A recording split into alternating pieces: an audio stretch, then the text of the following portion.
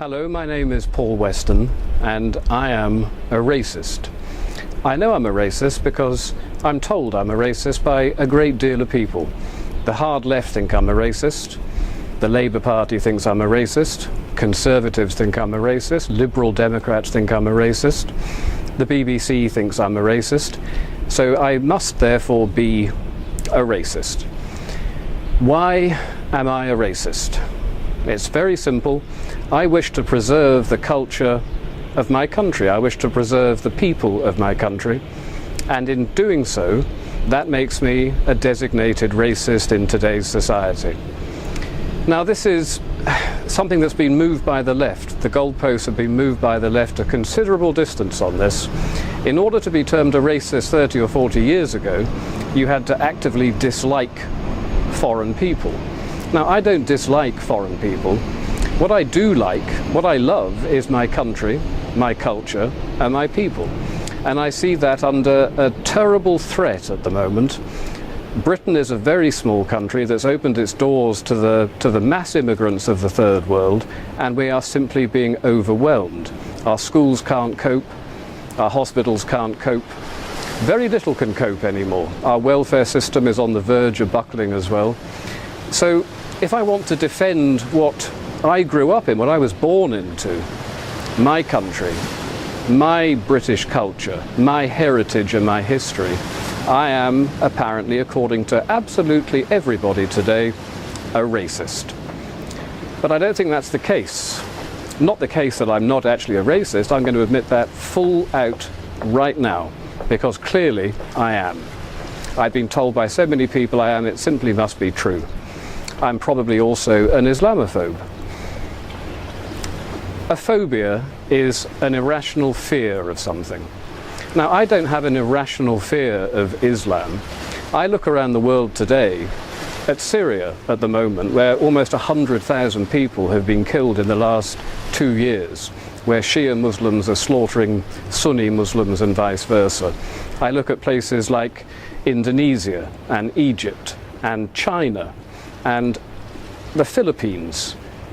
Everywhere you look, you see problems with Islam, and they're violent.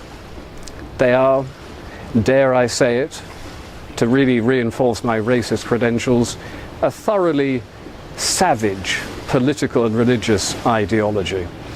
Now, many people will disagree with that. The far left, of course, will say you cannot criticize Islam because Islam is a religion, and rules have now been put into place in this country that say if you criticize it, you are guilty of inciting religious hatred. But Islam is not just a religion. Islam is a political ideology as well, and we need to call it out on the fact that it is also political. It is a culture that is both political and religious. And I would like to know if I'm able to say certain things about it. Do I think, for example, that stoning adulteresses to death is something that we should welcome in this country? Well, I don't think it is, so therefore I'm guilty of religious hatred by saying it.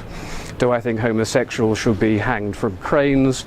No, I don't. I think it's backward, I think it's savage, and I think the people that do it are beyond the pale, quite frankly. And I'm not allowed to say these things because, of course, I'm again inciting religious hatred.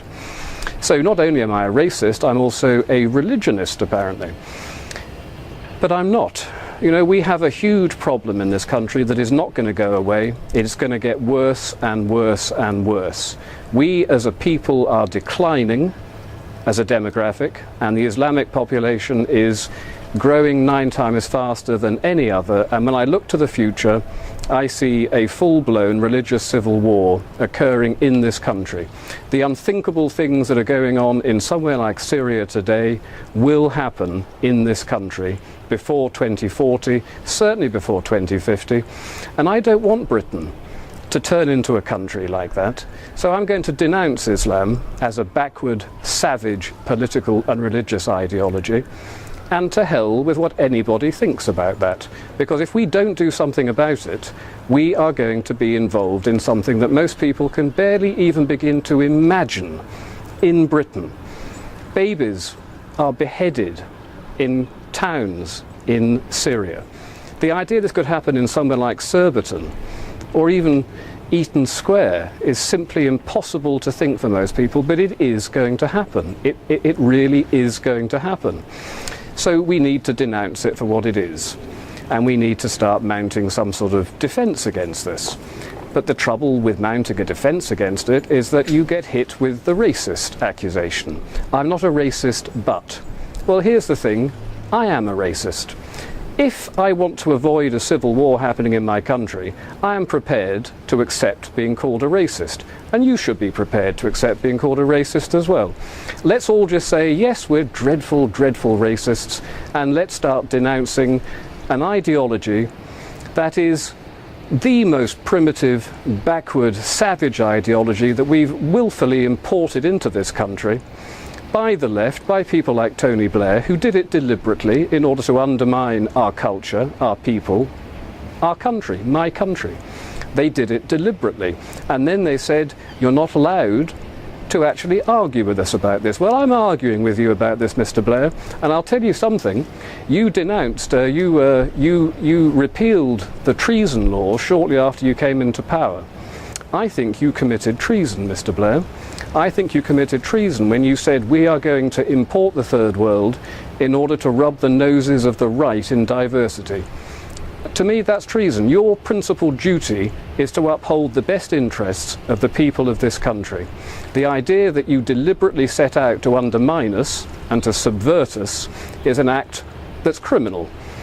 It doesn't matter that you repealed the laws, those laws can be brought back. And one day, Mr. Blair, you will be tried for treason, along with the rest of your cabinet and every single high-ranking Labour politician that allowed this criminal act to happen.